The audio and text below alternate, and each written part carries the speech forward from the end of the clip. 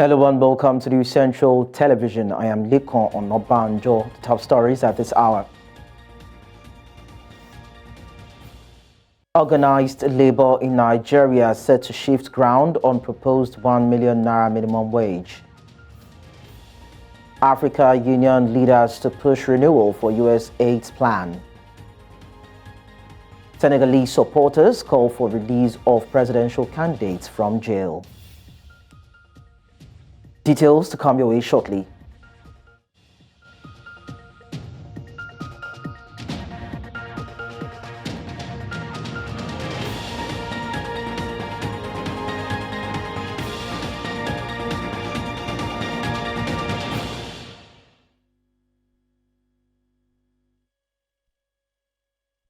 We begin with updates on the African Union Summit in Ethiopia. The African Union's health watchdog said on Sunday that the continent's leaders will send a strong message to the U.S. for the renewal of the main U.S. program aimed at reducing the spread of HIV and AIDS. The President's Emergency Plan for AIDS Relief, or PEPFAR, is a major funder of HIV testing, counseling, and life-saving treatment worldwide. The program, until recently, has enjoyed near universal support in the U.S. Congress. Congress has formally failed to extend the program for a further 5 years because of the contentious U.S. abortion debate. The United Nations says the HIV prevention response is 90% short of the amount needed by the year 2025.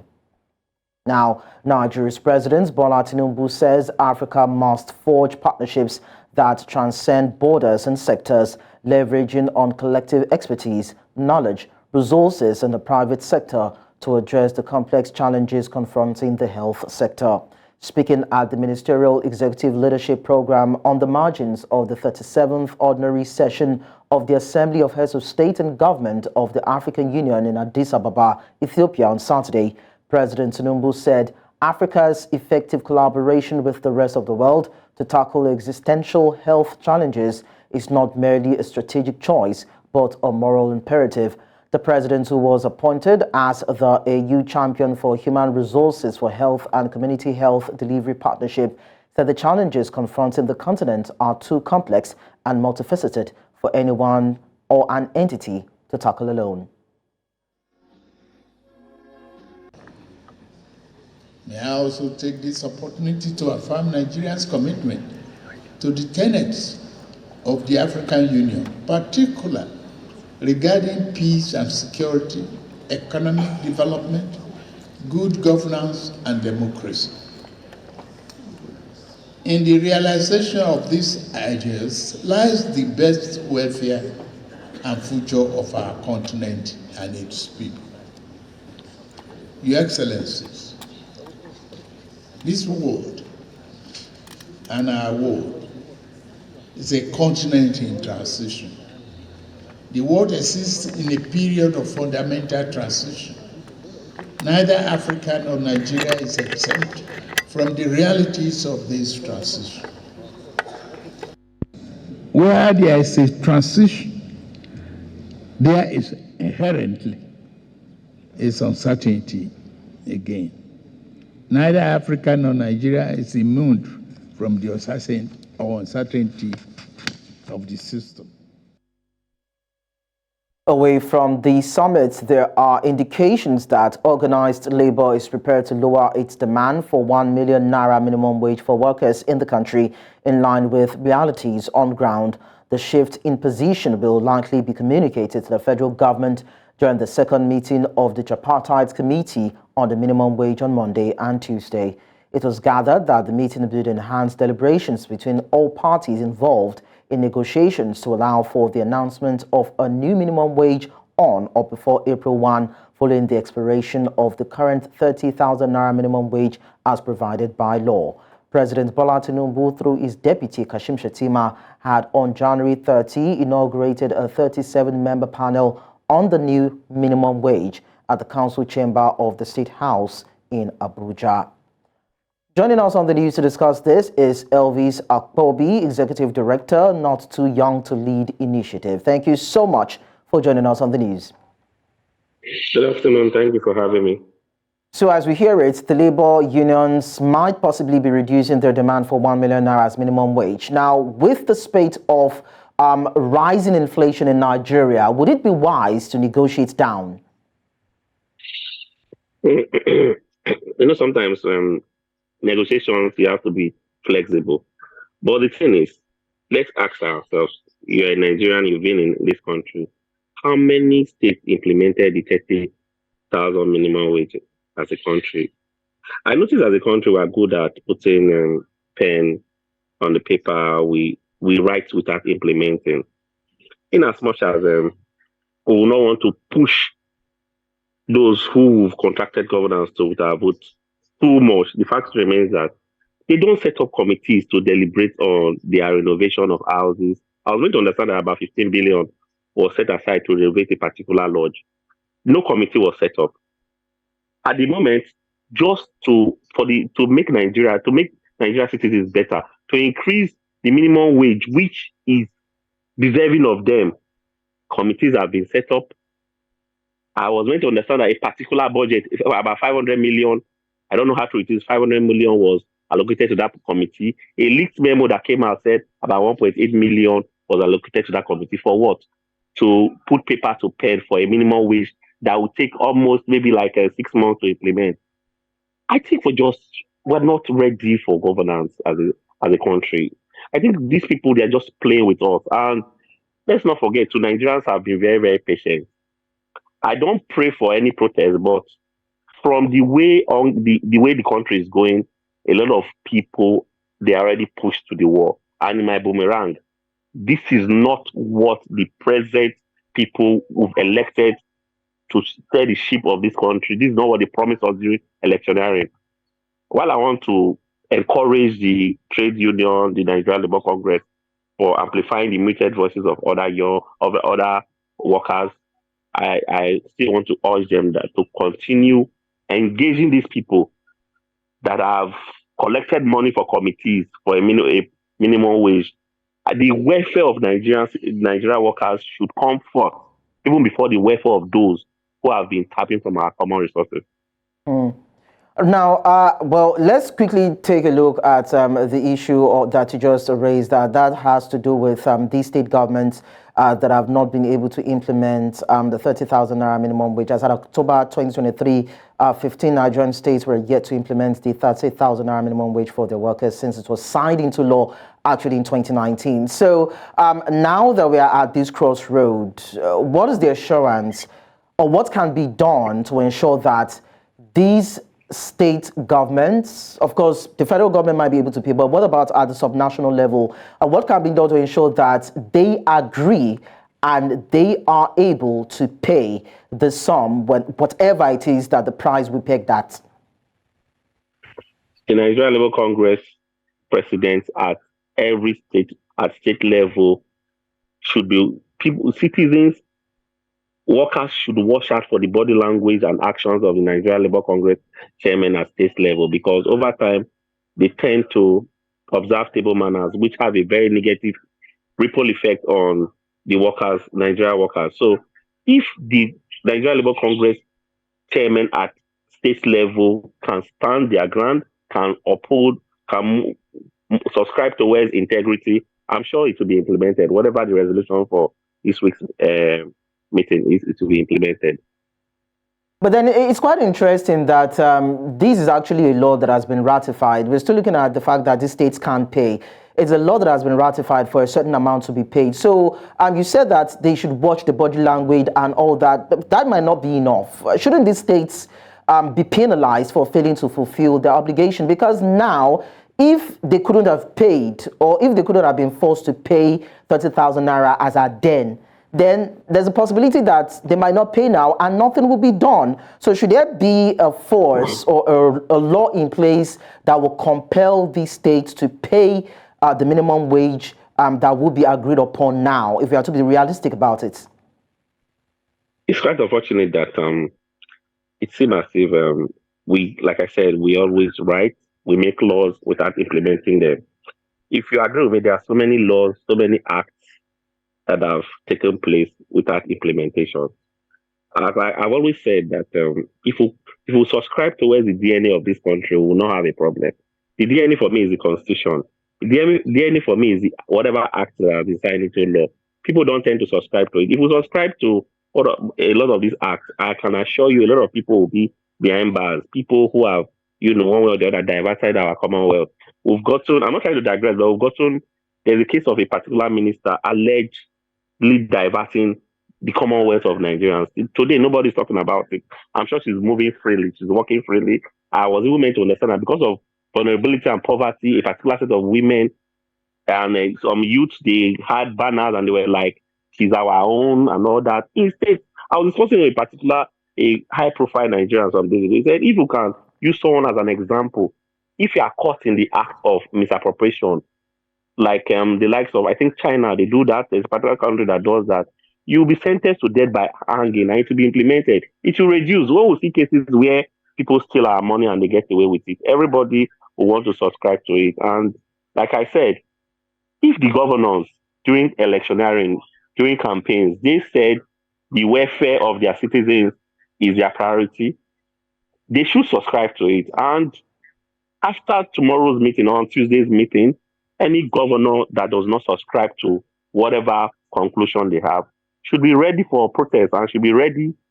Maybe their governor will not stay in its government house because, like I've always said, and I will always say that office, the highest office in the land is the office of the citizen and not that of the president or the governor.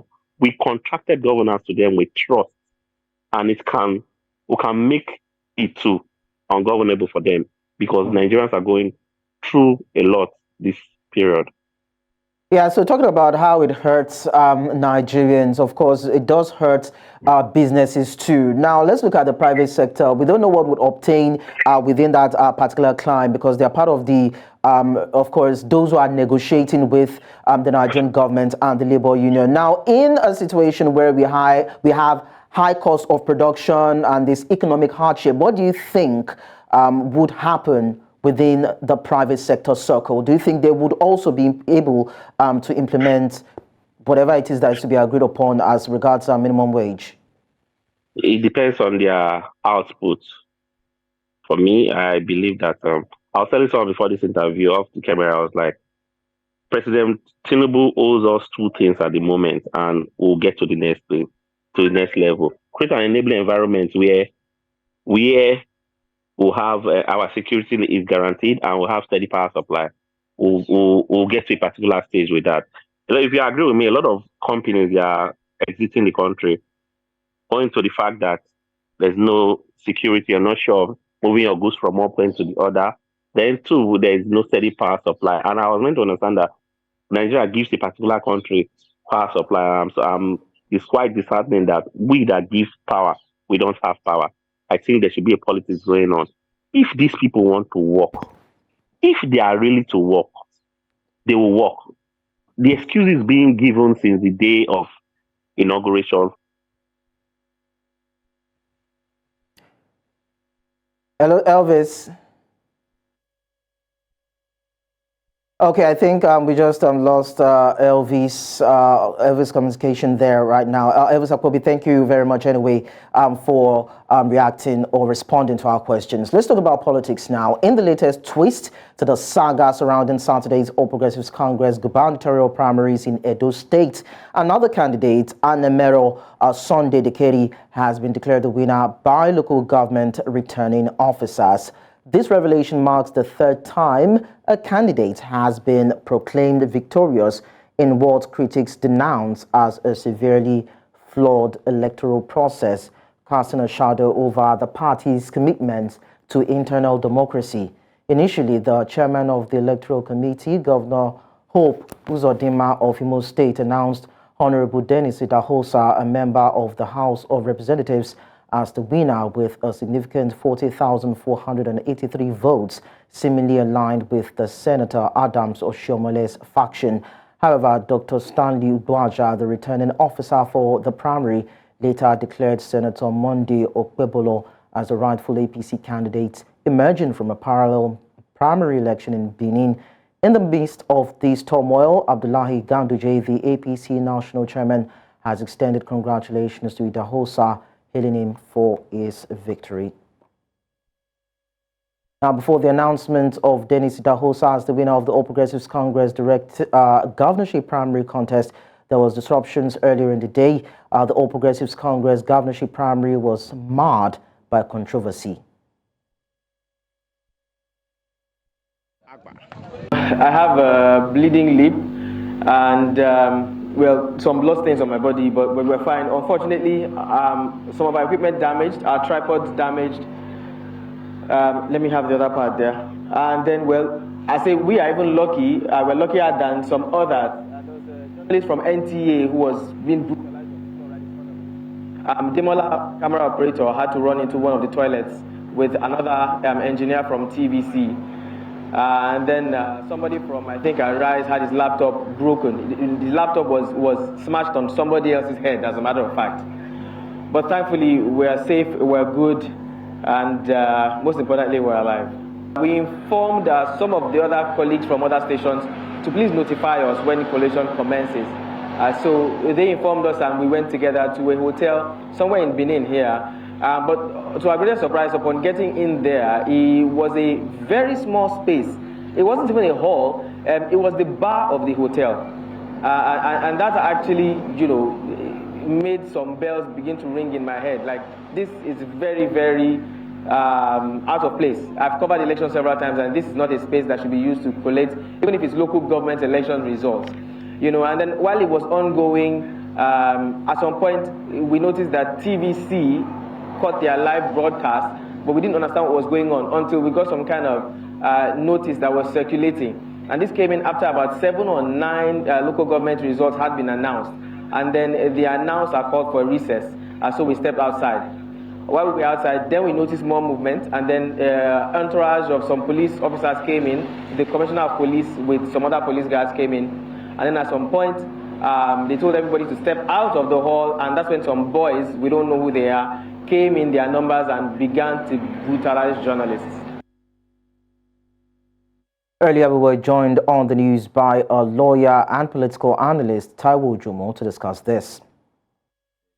It's very, very embarrassing, and it's confusion at its very peak. Now, embarrassing because as far as Edo State is concerned, the APC is the opposition party, and anyone would expect that the opposition party who would wrestle power from the ruling party, that is the PDP, would do more in terms of being organized and putting their house in order. But it is very, very unfortunate. And like I said earlier, it is not very surprising because in Nigeria, this is Nigeria where political offices are very juicy, and this kind of make aspirants very desperate. And sometimes there's always this element of bias and unfairness, because these are some of the factors that can lead to what we had yesterday in Edo State.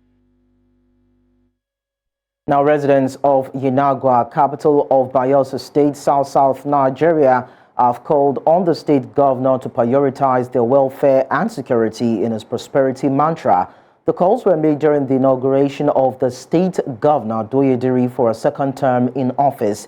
News Central's correspondent Usman Sonko tells us more in the story. Governor Diri, during his inaugural speech, reassured residents of the state of consolidation of his first tenure achievement, accelerated development of the state through human and capital development. Let us therefore set aside our reservation we may have after the election and work for the growth of our state. We must remember that meaningful and lasting progress can only be achieved when we work together. Some respondents who spoke on their expectations from the government want permanent solutions to epileptic power supply and lack of potable water supply in the state capital. Others harped on employment opportunities for the unemployed graduates, rehabilitation and revitalization of all the dilapidated infrastructures across the 8 local government areas of the state. What we're expecting from is more projects, because it's the last tenure for him, so more projects like the sanitary road, the one that going to southern Niger, the central one. Please get to Lobia, let him please finish it first. We are expecting for the governor to take care of the light problem in Bayelsa State. But this human rights activist who described the performance of the governor in the first 4 years as abysmal called on the governor to conduct the local government election that last held 6 years ago. He also urged the governor to take full charge of his government to grow the internally generated revenue. So if, assuming but not conceding, the state is peaceful, which I also see, if we have that kind of serene peace, why don't we exploit that peace by way of providing sufficient food in areas where we have comparative advantage so that the Bayelsa state economy will be booming? Agriculture is very key. Mr. Governor should do well, leave lip service, bring in professionals who can man that ministry and give us agriculture. Executive Director of Good Governance for Grassroots, who drummed support for the governor, also wants him to tackle farmers and herders' clashes in the state to guarantee security of lives. We want Bayelsa to support the government, the second phase of this government, by providing the platform for the governor to achieve and provide what is meant to the citizens of Bayelsa State. As Governor Diri embarks on his second term in office, the expectations remain endless as residents hoped he would build on the achievements of his first term and tackle any remaining challenges faced by the state. In Yenegoa for News Central, I'm Austin Azu.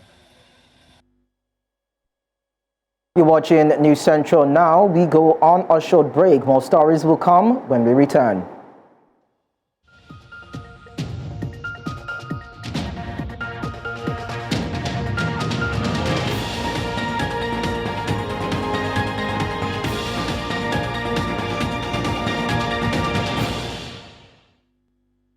Many thanks for staying with us. Let's talk security now. The Senate has stated that Nigerians, through their various representatives, will be the ones to determine whether or not the country will adopt state and local policing as against the current federal structure currently in place, as well as the type of system of government to run.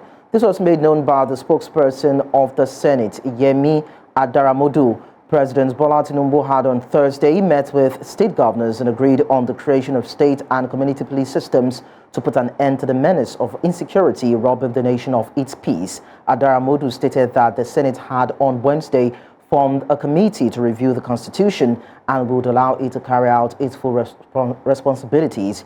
Earlier, we were joined by political analyst Suleiman Akonde. If you look at the various statistics out there, it shows that Nigeria as a nation is under police. So the issue of state police has been on the agenda of this present administration. So it is a very welcome development, and if we can get the constitution review so that it can address the issue of state police, I think it's a welcome development. Yeah, it's just like putting the right apparatus in place and making sure that we create a law that checks the excesses. I think we should learn from the present settings of the Nigerian police. If there are new power that should be given to them or power that should be removed from them.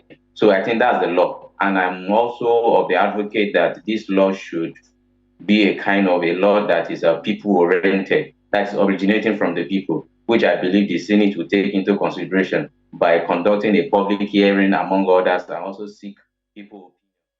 And elsewhere, a group of young individuals in Maiduguri, the Borno state capital, have organized a football match with the aim of bringing together youth from diverse backgrounds to promote harmony in the region.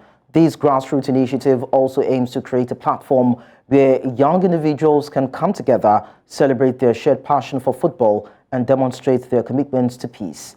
News Central's Umar Kirawa completes the report. A gathering like this here in Borno State would have been unthinkable during the dark days of insurgency. Then it was unusual for young people to come together without the fear of what may happen next. The narrative keeps changing as peace finally gets root. Wannan makashin yana ɗaya daga cikin abin da cewa an samu zaman lafiya. Shi ne dalilin da yasa aka tattauna a sauran local government baba ga hankali yake ojo da wannan kuma shi ne saboda mu nuna cewa Allah ya ba mu zaman lafiya a Borno State. Akwai haɗin kai a ciki kuma an ka diba dukkan manya-manya mutane sun zo wannan wasanni kuma yana nuna kamar an samu zaman lafiya a cikin Maiduguri wannan kuma an ƙara haɗa kanmu. Muna yi wa Allah godiya da aka yi wasa lafiya aka gama shi lafiya. Kowa Allah mai da shi gidansa lafiya.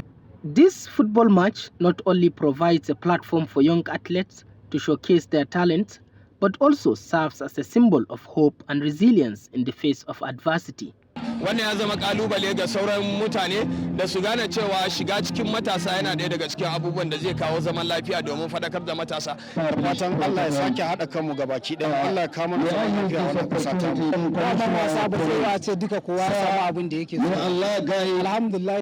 The Peace Cup football match has received encouraging support from local authorities, community leaders and businesses who recognize the potential impact of this initiative on Maiduguri's social fabric.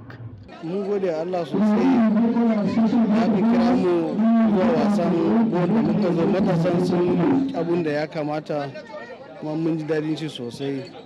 By prioritizing peace and understanding, these young individuals hope to inspire others to embrace dialogue, empathy and friendship. In Maiduguri for News Central, Umaru Kirawa.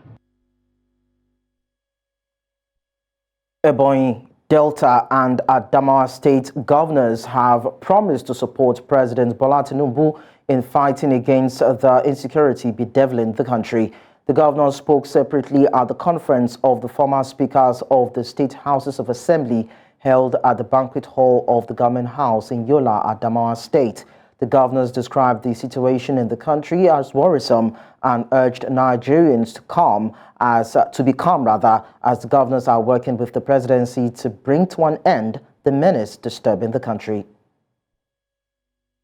The biggest threats to its consolidation are not the traditional democratic indicators of freedoms and conduct of free and fair election, but existence of peaceful coexistence.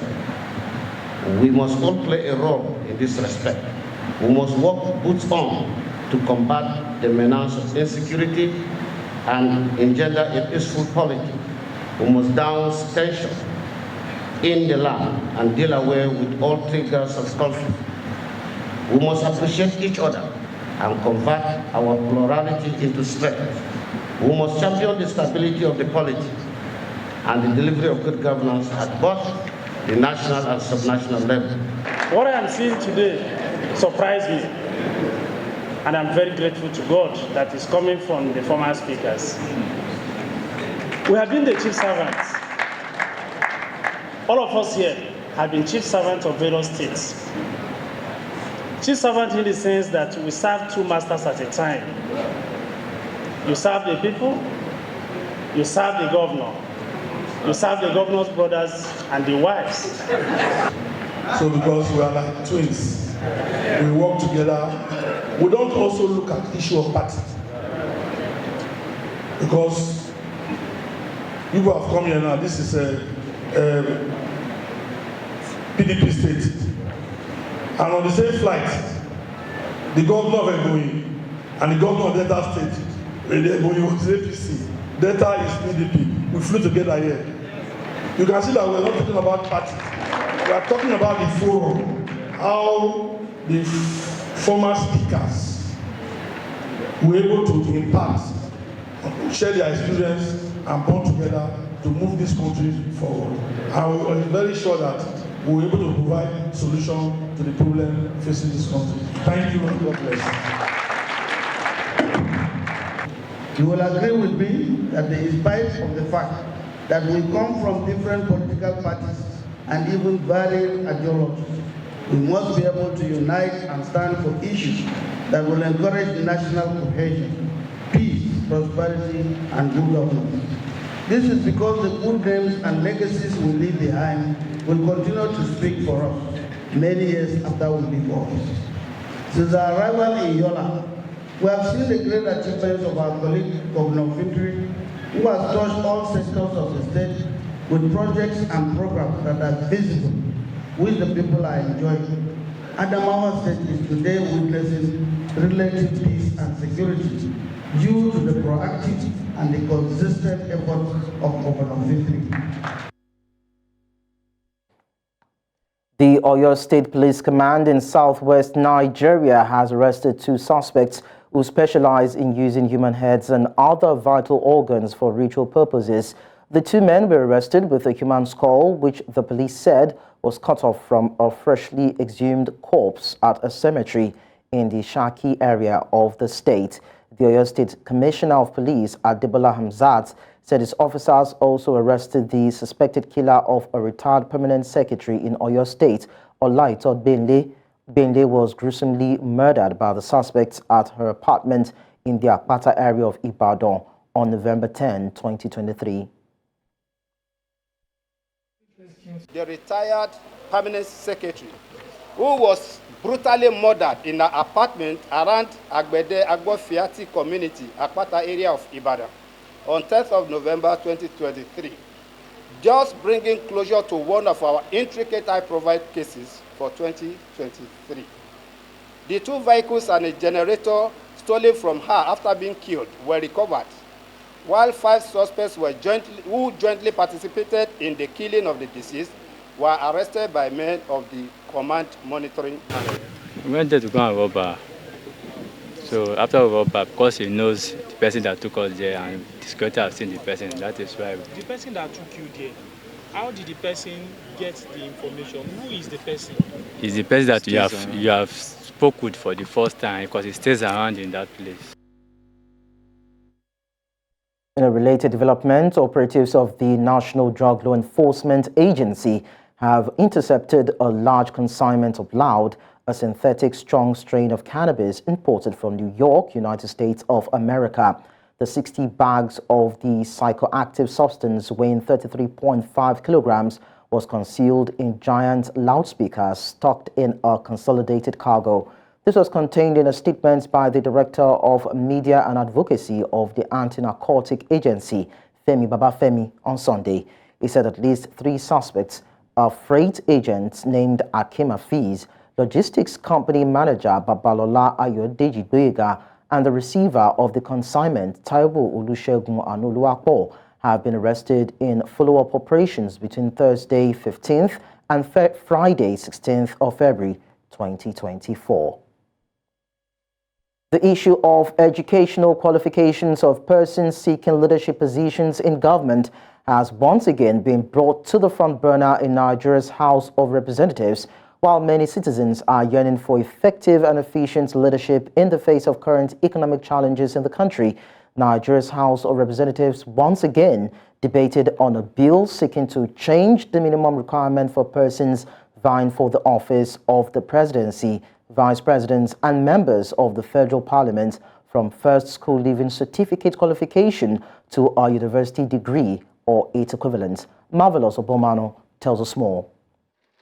This is not the first time such a bill seeking to amend the educational qualifications of persons seeking to contest for political positions in the country is being proposed on the floor of Nigeria's House of Representatives. Many say the failure to deliver governance in the past can be related to the quality of education obtained by the candidates and lack of ideas available to tackle current challenges in the country. Recently, the House of Representatives was divided as a lawmaker proposed a constitutional amendment bill seeking to upscale the educational qualification of whoever that is going for an elective or appointive position. Although some lawmakers were opposed to the bill, saying it will put their constituents at a disadvantaged position, others supported the bill.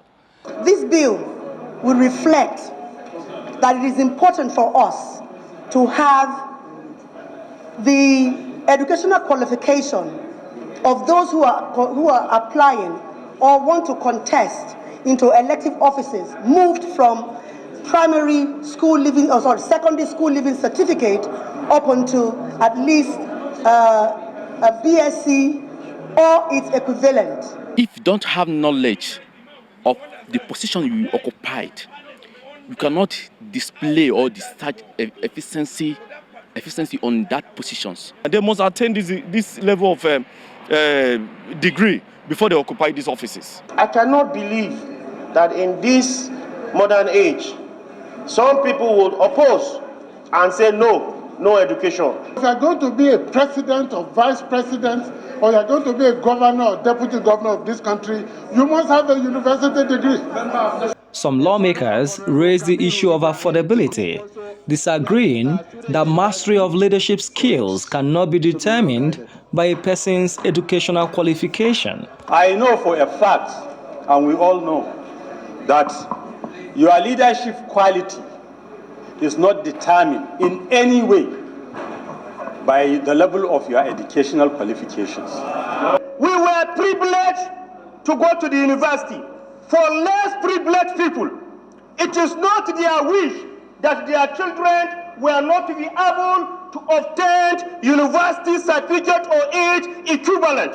While the debate continues on the floor of the House, the question on whether the arguments for and against this position is substantial enough to guarantee its passage is left at the discretion of lawmakers. For now, this bill is stepped down with the leave of the House. Though the bill was stepped down by the House, fundamental questions will continue to be asked relating to the quality of ideas Nigerian leaders can bring to the table. In Abuja for News Central, Marvelous Obomman. Coming up on the news. Supporters call for release of presidential candidates from jail. We will bring you more on this and others when we return. Do stay with us.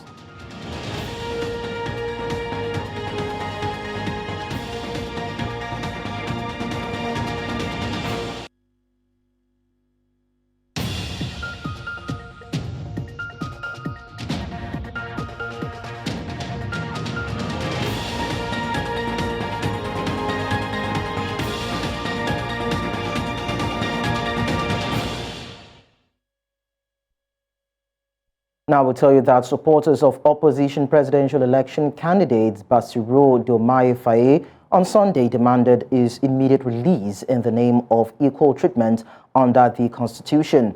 The coalition noted that the situation also required the urgent release of jailed opposition Steph party leader Usman Sonko.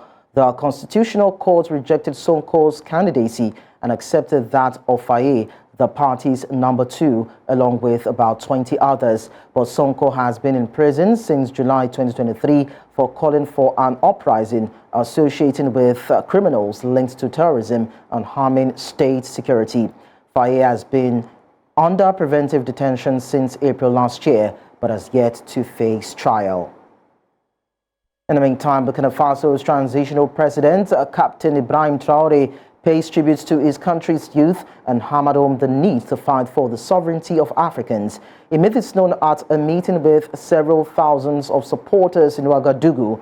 In a widely applauded speech, the head of state paid tributes to Burkina Faso's youth for their citizen and patriotic vigilance and the consolidation of the gains of the transition.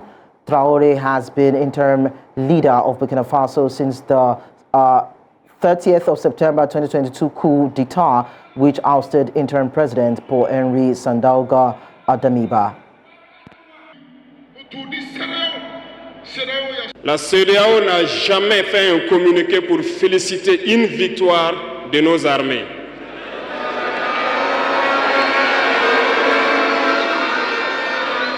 À peine, elle condamne du bout des lèvres et très rarement lorsqu'il y a des massacres. L'objectif principalement, c'est pour encourager les veilleurs patriotiques et citoyens. Ceux qui sont regroupés devant les carrefours, autour des ronds-points, jour et nuit, pour faire en sorte que l'ennemi ne s'infiltre ou nous surprenne avec une déstabilisation. Nous nous sommes réunis avec le chef de l'État pour lui dire que nous sommes debout jour et nuit de façon permanente et lui à son retour de nous dire qu'en réalité nous devons continuer parce qu'il est du cœur avec nous. In South Africa, a new outbreak of African swine fever has been confirmed in pigs of small farmers on the outskirts of Grunway Park in George, South Africa. ASF virus is specific to pigs and does not affect humans or other species of animals. The Department of Agriculture called on all pig owners to implement strict biosecurity to protect their livestock from the disease and to call their nearest state veterinary office should farmers have any concerns. According to a statement released by the Western Cape Minister of Agriculture, Dr. Ivan Meyer, this is the fourth outbreak of the disease in the garden route area since 2022.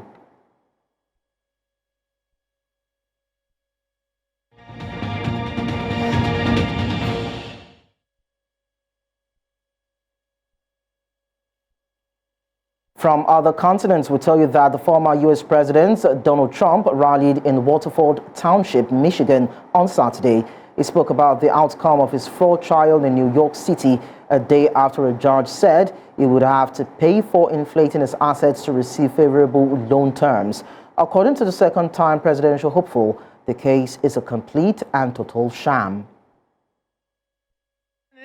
The case is a complete and total sham. It's a sham case. There were no victims, no defaults, no damages, no complaints, no nothing. There was nothing. This is merely an election interference ploy by a crazed lunatic attorney general. Did you ever see this attorney general? She's a lunatic working closely with a very bad judge.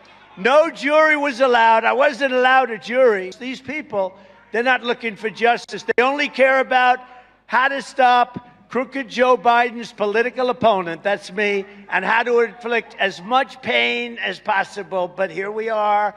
They've been doing this for 7 years, and we won, we won twice, and now we're going to win a third time.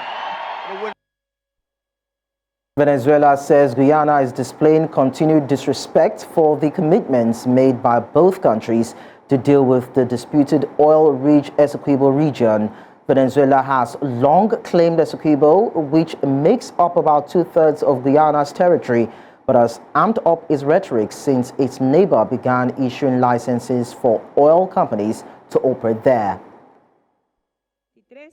A pesar de la voluntad inquebrantable de la República Bolivariana de Venezuela por continuar aplicando el contenido del Acuerdo de Ginebra, más todavía, luego del contundente mandato popular emanado del referendo consultivo del 3 de diciembre de 2023, resulta preocupante el continuo irrespeto y ausencia de disposición de la República Cooperativa de Guyana hacia sus compromisos históricos y jurídicos recientes en la materia.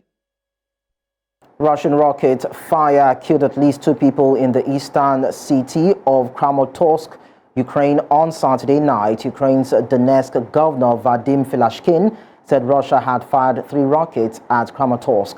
Dozens of rescue workers were at the scene of the strike, working by lamplight, using construction vehicles, their hands and shovels at times to shift the debris.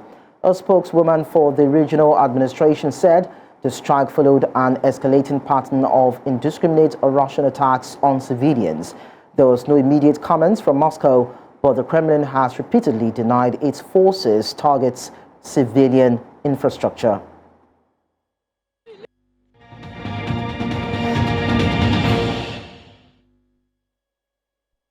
Straight to sports. Despite scoring one of the goals that gave Nottingham Forest a 2-0 win over West Ham United, manager of the team, Nuno Espirito Santos, has stated that Taiwo Awoniyi is still struggling with fitness.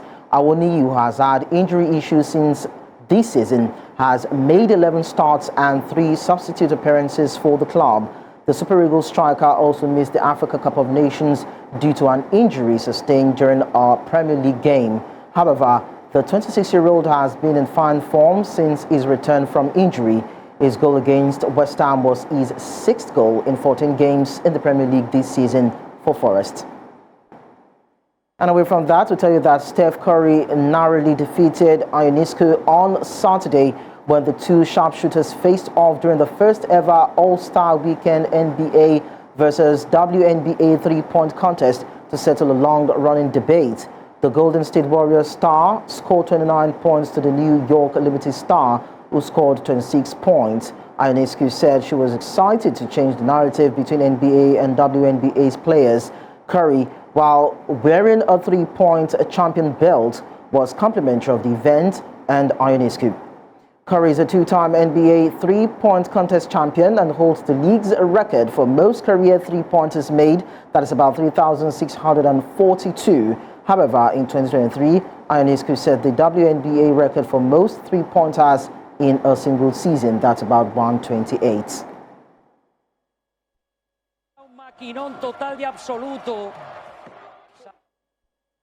And that's all at this hour, but before we go, we take a look at some of our top stories. Organized labor in Nigeria set to shift ground on proposed 1 million naira minimum wage. African Union leaders to push renewal for US AIDS plan. Senegalese supporters call for release of presidential candidates from jail. Do send your eyewitness report to the WhatsApp number and email on your screen, and you can follow us on social media. We are at News Central TV.